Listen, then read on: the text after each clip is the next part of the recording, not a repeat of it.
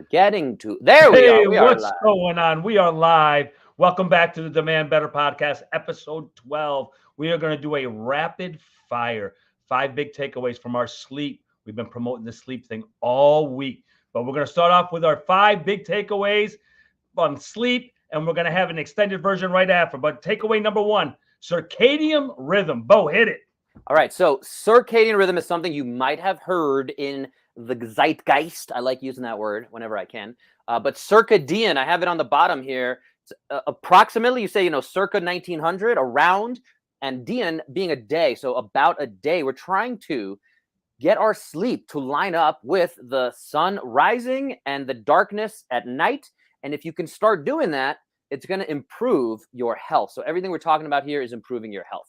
So the more you can get regulated with light and dark, and we tend to be in our houses, we tend to, be up late at night. These are the things that are going to mess us up hormonally. Our body starts to say, hey, I don't like this rhythm, and it throws you off. So the big thing we're going to take away here is first thing in the morning, get your rhythm going. So if you're a little disrupted in this rhythm, have someone like me talk you through different things we can get to improve the rhythm. Meaning first thing in the morning, as the sun comes up, you don't have to wake up with the sun, as ideal as that is, but I get up, my alarm goes off, and ideally we're also getting up without an alarm.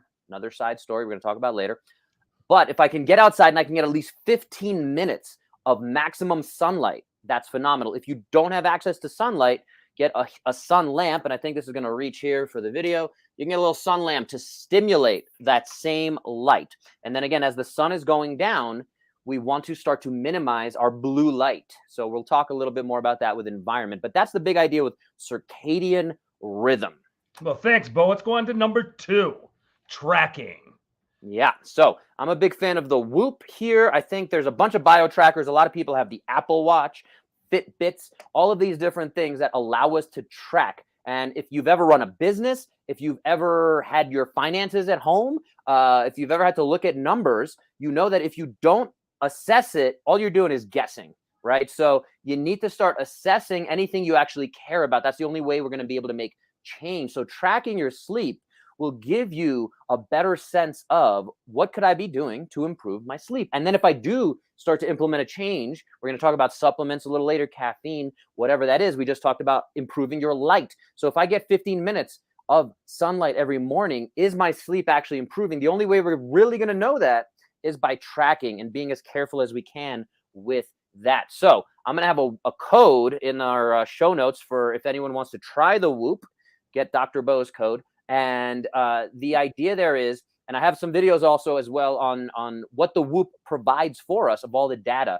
and things like that, especially on the sleep side.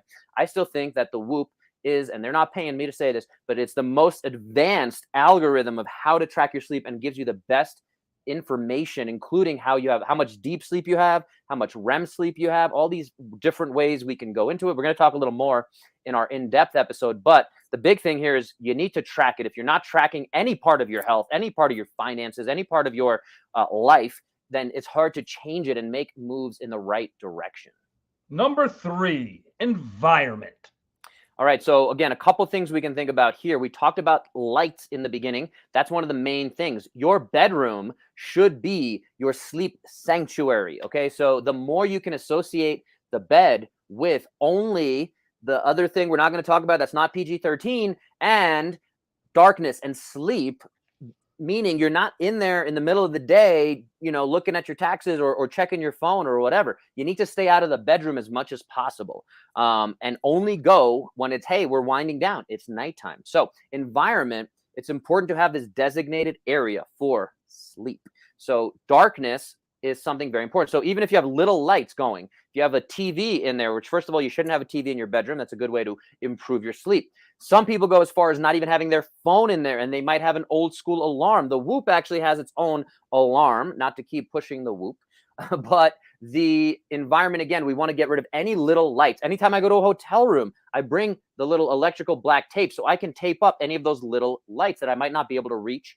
The microwave might have a light. Again, their TV has a light. They might have other little things. So we want to cover up as much light as possible. That's one of the biggest things. The other one is temperature. So if you can control the temperature you are in, and this is a luxury, a very first world problem to have or benefit to have. But if you have access to it, go ahead and turn your temperature. You need it to be pretty much as cold as you can tolerate, because the colder it is, that's going to set your, again, rhythms and temperature internally, your body temperature, to improve your sleep. This is a big thing. I'm going to shout out Andrew Huberman talks about, and he goes really deep into the neuroscience and things like that. So temperature is one of the biggest things. The third thing we're going to touch on real quick of setting up your environment is the comfort of your mattress, your pillow, and whatever and whoever might be sleeping next to you. So those are all important things that you can control. Again, I don't want to go too deep into each one of those, but it's important to say, hey, I might want to invest a few extra $100 if you have it in improving and getting a higher quality sleep system in terms of improving my sleep. Because again, at the end of the day, when you start struggling with insomnia or other health issues, that's when we say, hey, I wish I could have put $1,000 into something better if I had known. So that's why we're trying to, again, get you guys this information now. Number 4, Dr. Bo, caffeine. So caffeine's pretty straightforward. You can do genetic testing, in terms of how quickly you metabolize caffeine. So this is not caffeinated. This is just a sparkling grapefruit little beverage. Refreshing. But caffeine, if I had caffeine in there, one thing I want to understand about myself, and it's something you probably inherently know, and I made Corona drink too. That's good. So it's something you want to inherently understand about yourself if you are able to metabolize caffeine. So if I have a full cup of coffee with close to 100 milligrams of caffeine, if I have that at 2 p.m., am I still pretty alert and awake and feeling the effects of that at 10 p.m. or even midnight? And that's something I've had before. So for me, a golden rule, because I'm a slow metabolizer, and this is something you can have genetically tested. Again, if you've lived life, you might have had a Monster Energy drink at 7 p.m. and not really had your sleep affected. As we get a little bit older, we tend to slow down, again, that metabolism of caffeine and things like that. So big thing to take away here is understanding the effects that something like caffeine, because it's ingrained and it's a part of almost everyone's culture. And if you need that caffeine to be getting through the rest of your day, and you have a crash of energy at, let's say, 1 p.m., and then you go for the coffee, keep in mind that's probably telling us more about your overall health and the fact that you're probably not fueling correctly with food, and your sleep rhythms might be off. So again, it opens up this whole can of worms we're going to go a little deeper on. But the big thing with caffeine is, my golden rule is I don't have any after 2 p.m. because I know that's going to keep me up. You need to find what works for you as an individual. What about you, Corona? How's your caffeine intake? I don't really drink coffee. I used to drink tons and tons of coffee, but we're not here for that. We'll talk about that in the extended version. Number 5 that we have on our list is the supplements concept. Let's discuss that real quick. So one of the biggest things here is when people struggle with sleep, right? It's the nature of our culture, society, modern living, and we're going to really focus on Americans here, but obviously this goes on all over the world. One of the ones that, when we were talking about this before the show, is Ambien, that Corona brought up, that a lot of people go to Ambien.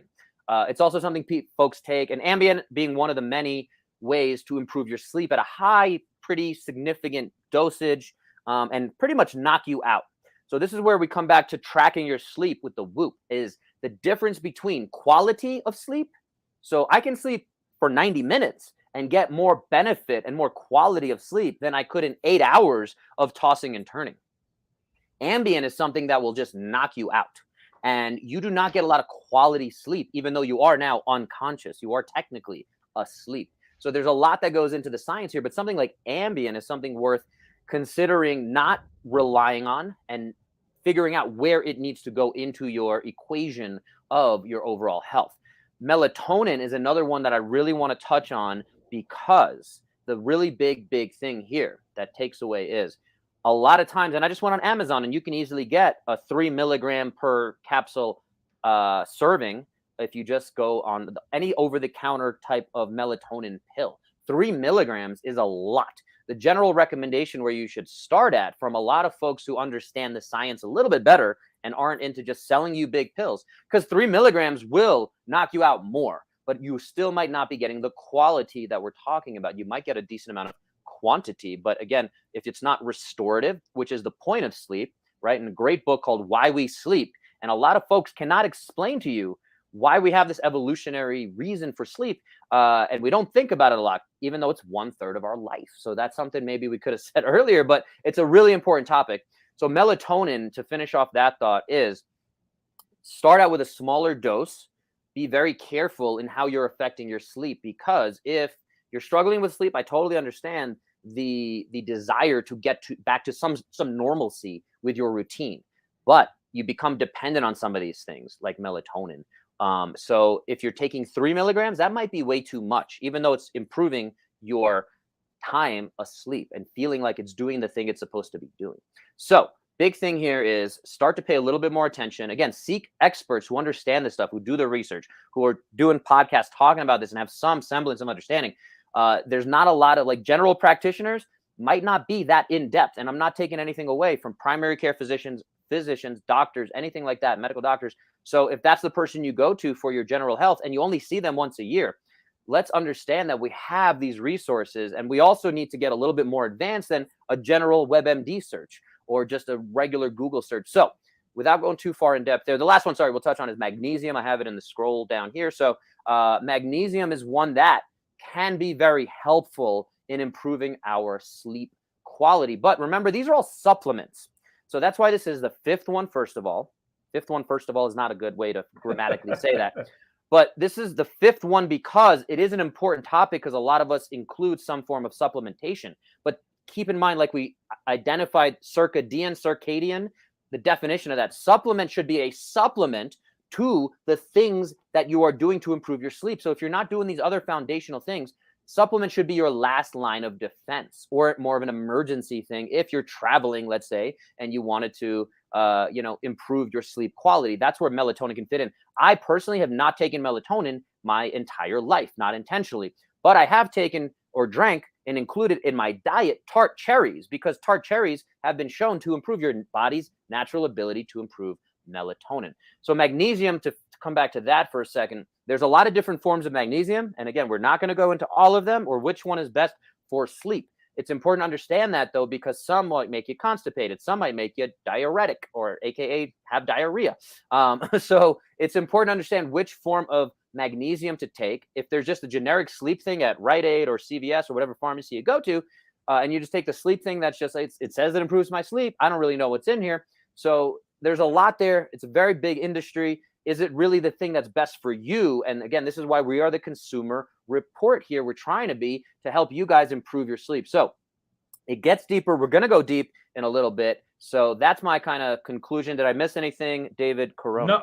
No, you didn't. It was actually that's a great 5 big takeaways for us to start with. Let me just recap them real quick for you. We have circadian rhythm as 1. We have tracking as 2. We have environment as 3. Caffeine as 4, and the supplement concept as 5. We're going to see you all in a couple of minutes, on the flip side. So we look forward to seeing you, and get ready for more sleep talk. Woo! Demand better. Woo woo. Peace. Deuces.